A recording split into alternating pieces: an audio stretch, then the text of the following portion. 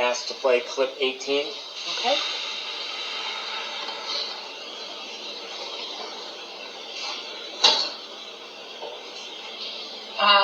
So when John got out of the car at Brian Albert's house, he took my full vodka soda, which is sitting in the cup holder. All right, your next witness. One more, please, Your Honor. The Commonwealth moves into evidence and seeks to play clip number 17, please. Okay. I gave an interview with ABC with Matt Gutman. I think this was whom I gave the interview to, and I said, he asked why was I saying, could I hit him, did I hit him? And I said, yeah, my first thought was I've been out late, I've been drinking, and he's in the general vicinity of where I last saw him. I mean, they talk about the left side of the property and the right as if it's, Hammersmith Farms. It's a postage stamp. It's 50 feet. So he's in the front yard to the left of the front door, and no one's coming out of the house. Jen's telling me nobody's seen him. So I'm thinking, Jesus, was I starting to pull away and I ran over his foot? Like, he's roughly where I left him. So yeah, when I found him, I was thinking, did I clip him somehow? So that's remarkable. He was roughly right where I left him. So did I clip him or something? Did I accidentally clip him? Did I accidentally just sort of back into him and then whoops, I kind of hit him? And then the thing before then, she said something about taking the drink. I'm not sure what that was supposed to mean, but the alcoholic beverage that they had, that he took the drink in, that they had in the cup holder. And then when she was talking about left and right, like it was Hammerstein Farms or something about 50 deep. I'm not sure what the heck she's talking about there. But those are remarkable admissions. The whole theory is that she drops him off, backs into him, going 24 miles per hour, and then leaves him. And then that's what she says, like, oh my God, the reason why I asked, did I hit him, or I hit him, that's what the paramedic said. The paramedic said that. She said, I hit him. She also had the angry text messages all day long. You son of a bitch. Who the hell do you think you are? Can't we just be friends? I want to do this. Can't we be? What's going on? You son of a bitch. How dare you? Come on. What are you doing? I mean. So she hated him in the morning, hated him in the afternoon, hated him in the evening, and then briefly when they went out, they were kind of having a good time. And then he wants to be dropped off, and then she's hating him all damn night. So you hate a person all goddamn day long. Is it possible that a person who hated you backed into you because you're walking away from them? I'm going to go into this party in this house here without you. Oh, yeah, is that what you're going to do? You going to call me later on? Maybe I will, maybe I won't. What do you got to put so much damn pressure on me for? Like, holy crap, I'm trying to... Can't you just be chill? Be chill. I think it's a clear textbook case of narcissism. And she says that he was right there roughly where she had left him. And I'm like, did I run over his foot or something? Oh my goodness. I might have clipped him. And so is that, going to be introduced? And are they going to call her as a witness? Put her on the witness stand. I think that would be a ballsy move, but I would respect it. I would respect the hell out of it. It might be the most fascinating TV ever.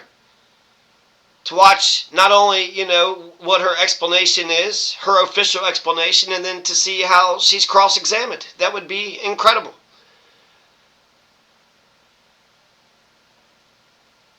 They found pieces of the taillight there on the scene.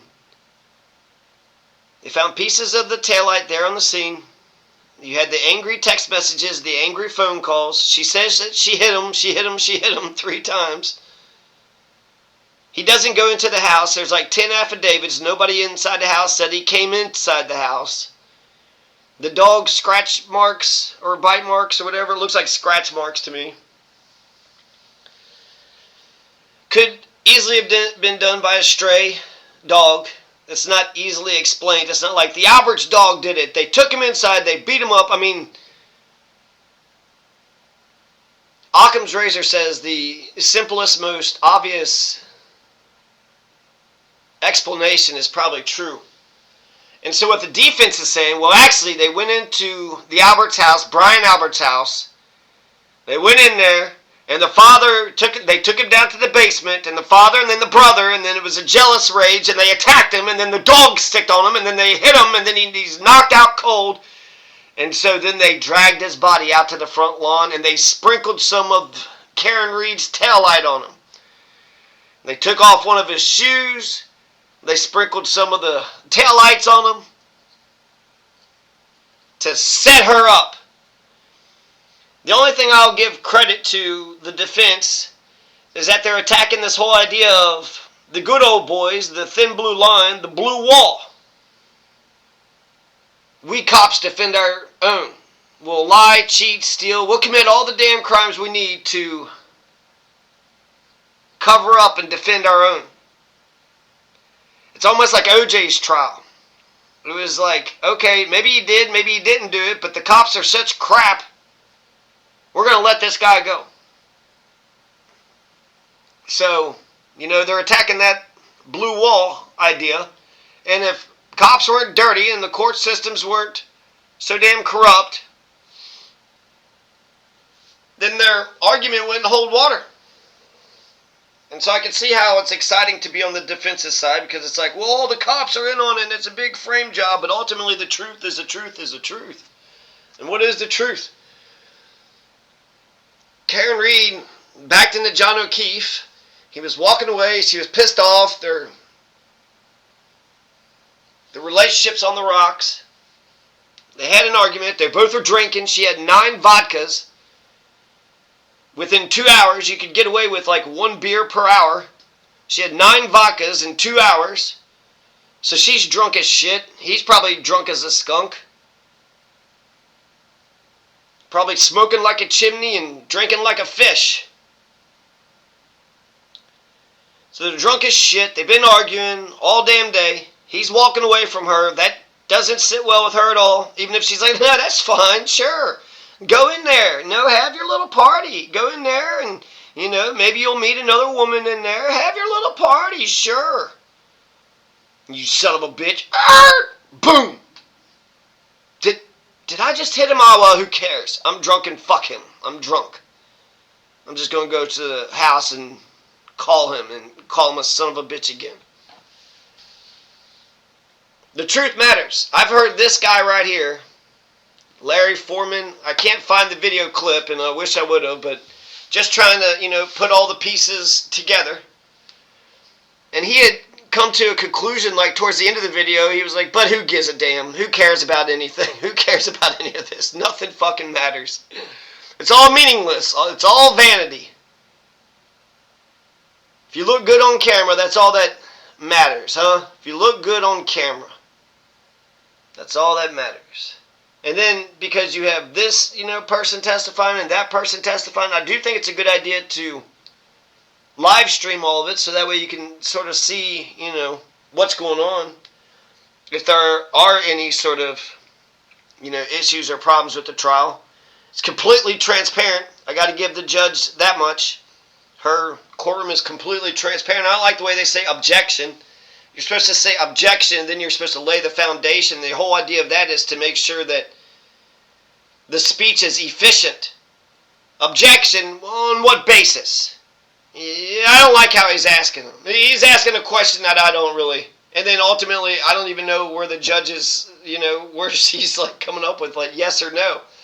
You know what? I'm kind of curious about this question. No, that was a little mean. No mean questions. But questions I'm curious about, I'll allow those. No, that's an interesting question. Where did you hide the body? So, yeah, I thought those 2 clips were interesting. She flat out says, I left him right around where the body was found. Uh-oh. That's pretty damning. Where was the dead body found? Right where I dropped him off and possibly clipped him or ran over his leg or hit him or something. Whoops. Whoopsie daisy. We were drunk, He was probably cheating on me. We were trying to move on from this relationship, but we were trying to rekindle it.